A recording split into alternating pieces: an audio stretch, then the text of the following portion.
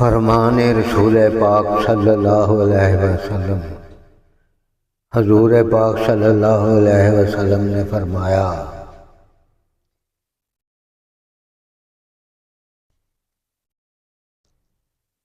توبہ کی فضیلت۔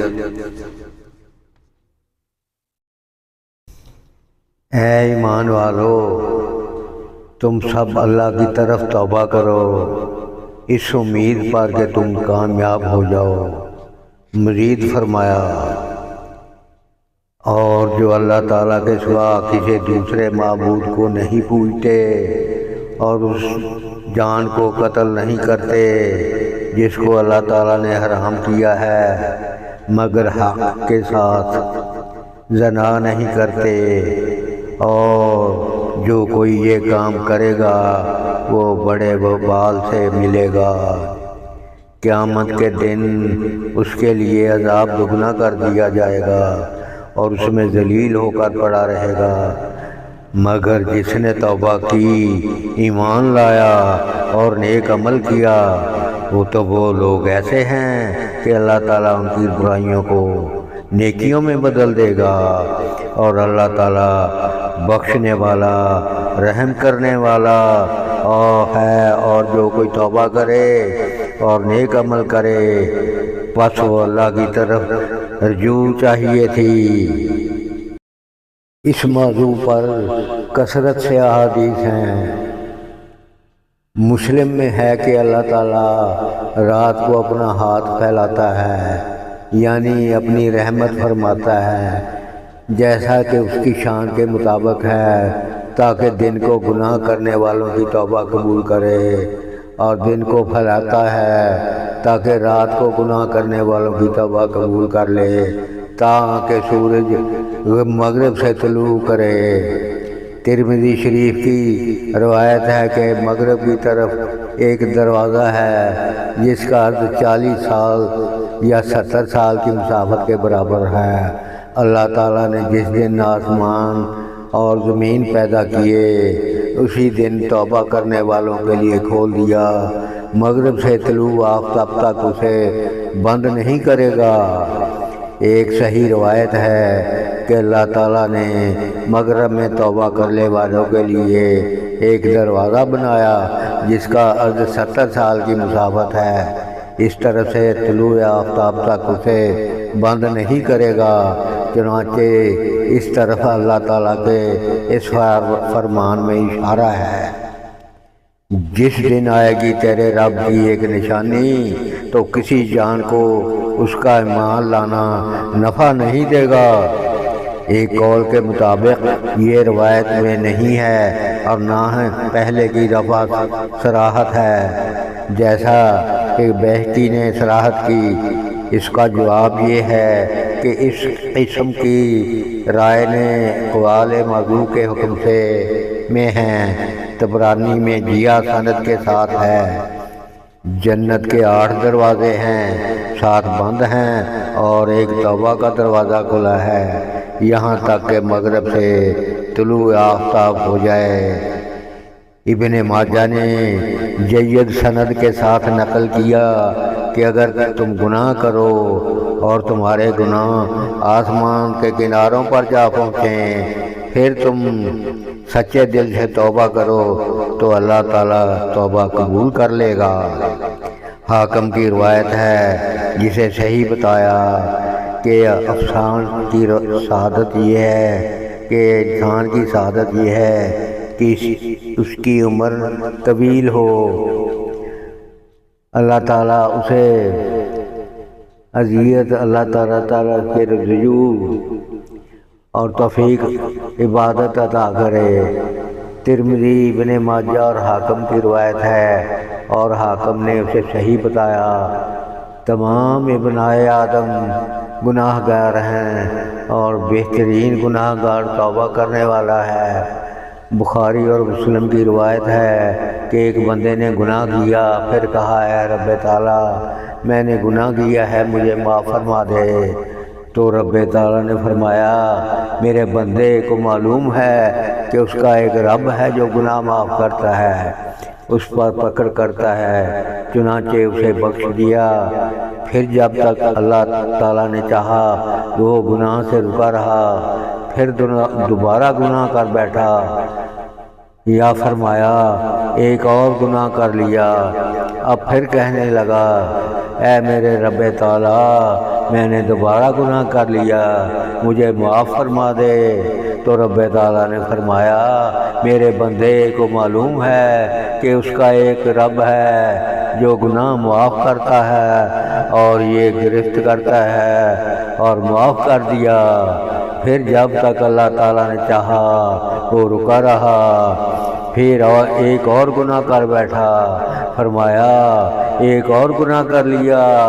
پھر کہا اے میرے رب تعالیٰ، میں نے ایک گناہ اور کر لیا، مجھے معاف فرما دے۔ تو رب تعالیٰ نے فرمایا میرے بندے کو معلوم ہے کہ اس کا ایک رب ہے جو گناہ معاف کرتا ہے اور اس پر معاوضہ کرتا ہے۔ پھر رب تعالیٰ نے فرمایا میں نے اپنے بندے کو معاف کر دیا، اب جو چاہے کرے۔ امام منذری کا فرمان ہے جو چاہے کا مطلب یہ ہے کہ جب تک وہ گناہ کر بیٹھنے پر استغفار کرتا رہے اور توبہ کرتا رہے، گناہ سے رکنے کا عزم رکھے۔ اس لیے فرمایا تھا پھر اور گناہ کر بیٹھے، اس لیے کہ جب بھی گناہ کرے گا تو بعد کی توبہ و استغفار اس کا کفارہ بن جائے گی۔ اور اس کا مطلب یہ نہیں کہ گناہ کرے اور صرف زبان سے استغفار و توبہ کرے مگر دل میں گناہ سے رکنے کا عہد نہ کرے، ایسی توبہ کذاب لوگوں کی توبہ ہے۔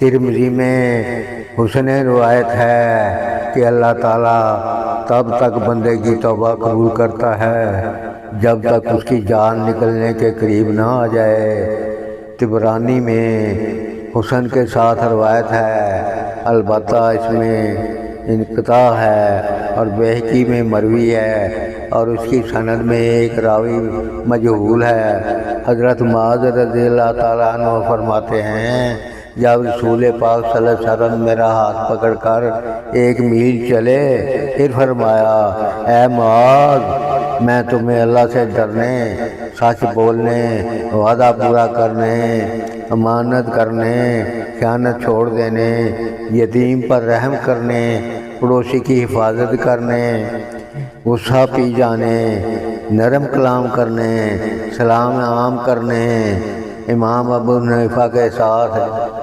ولایت رہتے تو قرآن مجید سمجھتے، آخرت سے محبت کرنے، حساب سے خوف کرنے، امید کم رکھنے، عمل کرنے کی وصیت کرتا ہوں، اور تجھے اس بات سے منع کرتا ہوں کہ کسی مسلمان کو گالی دے یا جھوٹے کی تصدیق کرے یا سچے تکذیب کرے یا عادل حاکم کی نافرمانی کرے اور زمین میں فتنہ کرے۔ اے معاذ، ہر درخت و پتھر کے پاس اللہ کو یاد کرو، اور ہر گناہ کے ساتھ توبہ کرو، مخفی گناہ پر مخفی توبہ اور اعلانیہ گناہ پر اعلانیہ توبہ۔ پس جو رائی کے ذرہ بھر نیکی کرے گا وہ اسے دیکھے گا، اور جو رائی کے ذرہ بھر برائی کرے گا وہ بھی اسے دیکھے گا۔ طبرانی میں صحیح سند کے ساتھ مروی ہے، البتہ اس میں انقطاع ہے۔ گناہ سے توبہ کرنے والا ایسا ہے جیسا اس کا گناہ ہی نہیں۔ بہقی نے دوسرے سند کے ساتھ روایت کیا، البتہ اس میں یہ اضافہ ہے جو معافی مانگتا ہے مگر ساتھ ساتھ گناہ بھی جاری رکھے، وہ رب تعالیٰ کے ساتھ ٹھٹھا کرنے والا ہے۔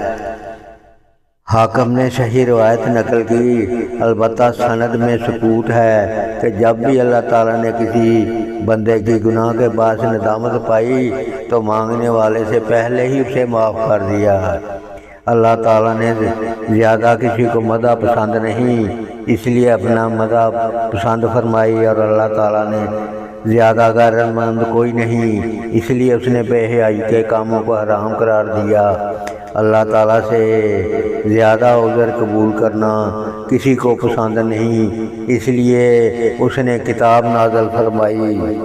بخاری اور مسلم کی روایت ہے کہ تم سے پہلے لوگوں میں ایک آدمی تھا جس نے 99 قتل کیے، پھر کسی عالم سے پوچھا کہ کیا کرے، اس نے ایک راہب کا پتہ بتایا، وہ اس کے پاس آیا اور اسے بتایا کہ میں نے 99 قتل کیے ہیں، تو کیا توبہ کی کوئی صورت ہے؟ اس نے کہا نہیں۔ اس نے اسے بھی قتل کر دیا اور 100 پورے کر دیے۔ پھر کسی عالم سے پوچھا، اس نے کسی دوسرے عالم مرد کی اطلاع دی، اس نے وہاں جا کر بتایا کہ میں نے 100 قتل کیے ہیں، کیا میری توبہ کی کوئی صورت ہے؟ اس نے کہا ہاں، تیرے اور توبہ کے درمیان کوئی حائل ہو سکتا ہے؟ جاؤ فلاں علاقے میں چلے جاؤ، وہاں کچھ اللہ تعالیٰ کی عبادت کر رہے ہیں، ان کے ساتھ مل کر عبادت کرو اور اپنے علاقے کی طرف مت آنا، یہ برا علاقہ ہے۔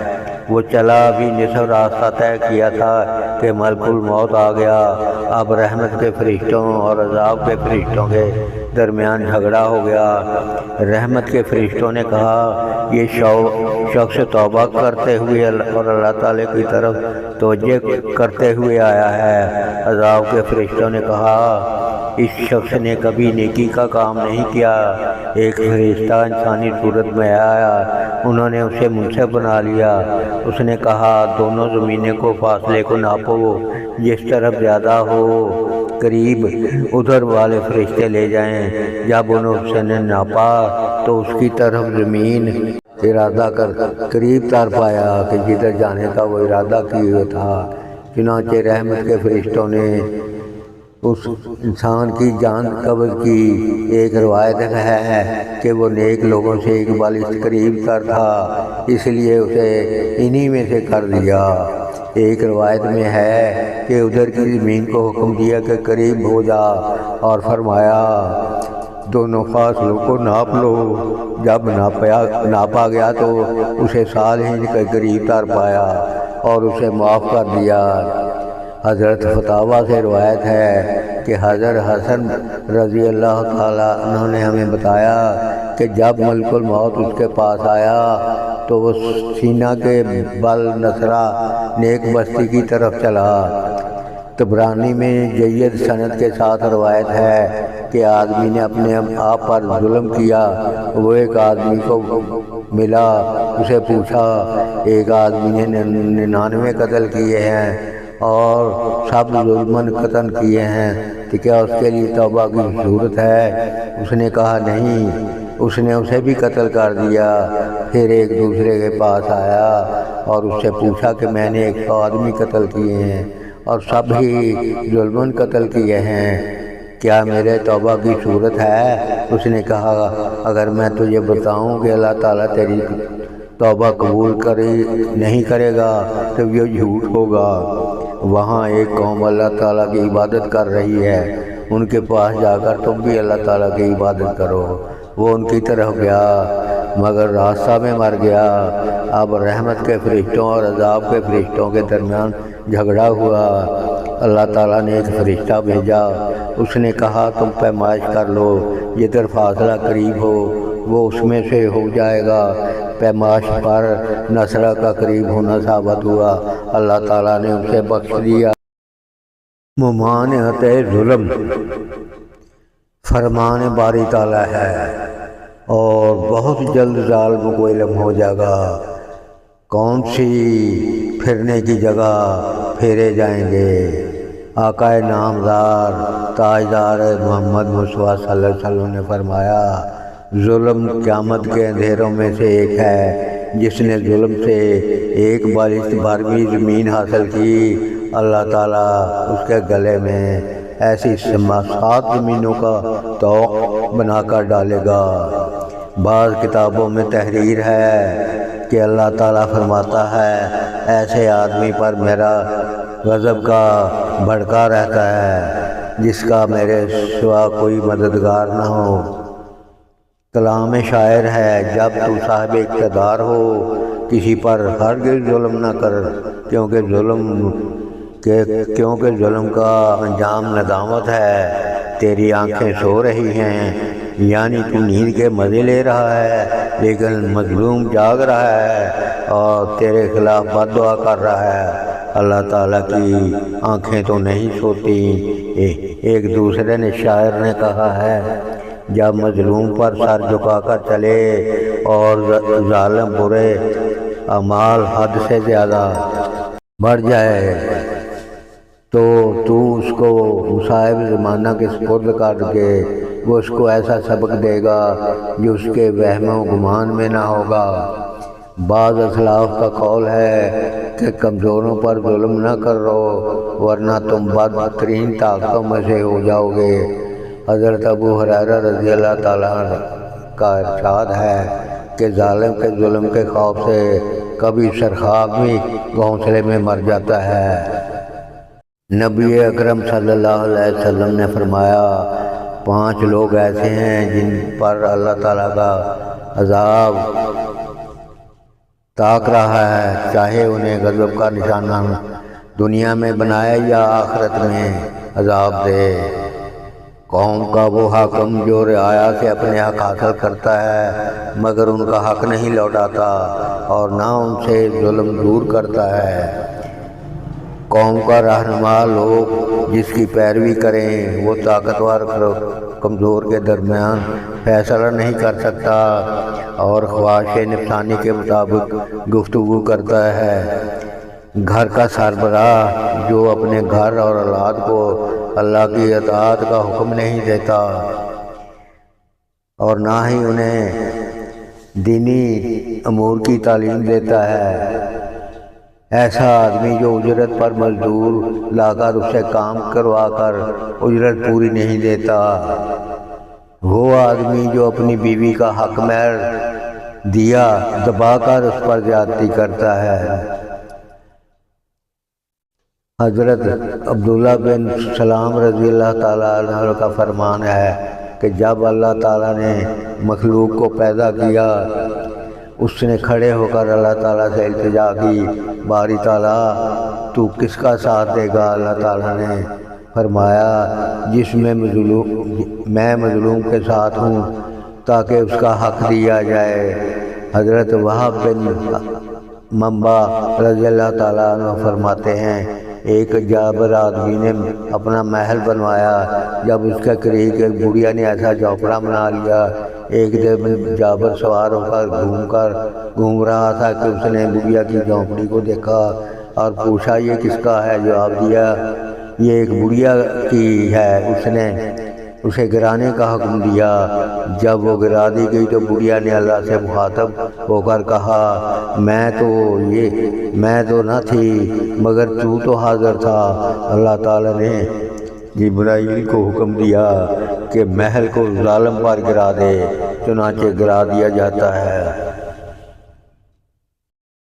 حضرت ابی امامہ رضی اللہ تعالیٰ عنہ سے روایت ہے، قیامت کے دن ظالم آئے گا، وہ پل صراط پر پہنچے گا تو مظلوم اس کے سامنے آئے گا اور اپنے ظلم کو پہچان لے گا۔ مظلوم آ کر اس سے اس کی تمام نیکیاں اس کے ظلم کے بدلے میں لے لے گا اور اس کے ظلم کی بنا پر اس کو جہنم بھیج دیا جائے گا۔ انیس رضی اللہ تعالیٰ عنہ سے روایت ہے کہ میں نے رسول پاک صلی اللہ علیہ وسلم کو یہ فرماتے سنا کہ قیامت کو لوگ ننگے بدن ننگے پاؤں اٹھیں گے، آواز دینے والا آواز دے گا جس کو دور و نزدیک سے یکساں سنا جائے گا، میں بدلہ دینے والا مالک ہوں، کسی جنتی کے لیے مناسب نہیں وہ جنت میں جائے باوجود کہ اس پر کسی جہنمی کی داد خواہی رہتی ہو، خواہ وہ ایک تھپڑ ہی کیوں نہ ہو، اس سے زیادہ ہو، اور کوئی جہنمی جہنم میں نہ جائے گا اس حال میں کہ اس پر کسی کا حق رہتا ہو، چاہے ایک تھپڑ ہو، اس سے زیادہ، اور تیرا رب کسی چیز ایک پر بھی ظلم نہیں کرے گا۔ عرض کیا، یا رسول اللہ صلی اللہ علیہ وسلم، اس دن ننگے بدن اور ننگے پاؤں ہوں گے، پھر یہ کیسے ہوگا؟ آپ صلی اللہ علیہ وسلم نے فرمایا، نیکیوں اور برائیوں کے ساتھ مکمل بدلہ دیا جائے گا، کیونکہ تمہارا رب کسی پر ظلم نہیں کرے گا۔ آپ صلی اللہ علیہ وسلم کا فرمان ہے، جو ناحق ایک چابک مارتا ہے قیامت میں اس کا بدلہ لیا جائے گا۔ ایک حکایت، کسرا نے جب اپنے بیٹے کے لیے ایک استاد مقرر کیا جو اسے تعلیم دیتا اور ادب سکھاتا رہا۔ جب وہ بچہ زیر تعلیم سے آراستہ ہو گیا تو استاد نے اسے بلا کر بغیر کسی جرم کے سخت سزا دی۔ لڑکے نے اس بات کی گرہ دل میں باندھ لی۔ جب اس کا باپ مر گیا، یہ اس کی مسند پر بیٹھا تو اس نے تخت نشین ہوتے ہی استاد کو بلوایا اور پوچھا، فلاں دن بغیر قصور مجھے تم سے کیوں سزا دی تھی؟ استاد نے کہا، جب تو نے تعلیم میں عبور حاصل کر لیا تھا تو مجھے یقین تھا کہ ایک دن تو ضرور بادشاہ بنے گا۔ سوچا تھا تھوڑا سا مزہ سزا کا بھی چکھا دیا جائے تاکہ تو بھی کبھی دوسرے کو اذیت نہ دے اور ظلم نہ کرے۔ اس نے کہا، اللہ تعالیٰ تجھے جزائے خیر دے۔ پھر انعام و اکرام سے رخصت کیا۔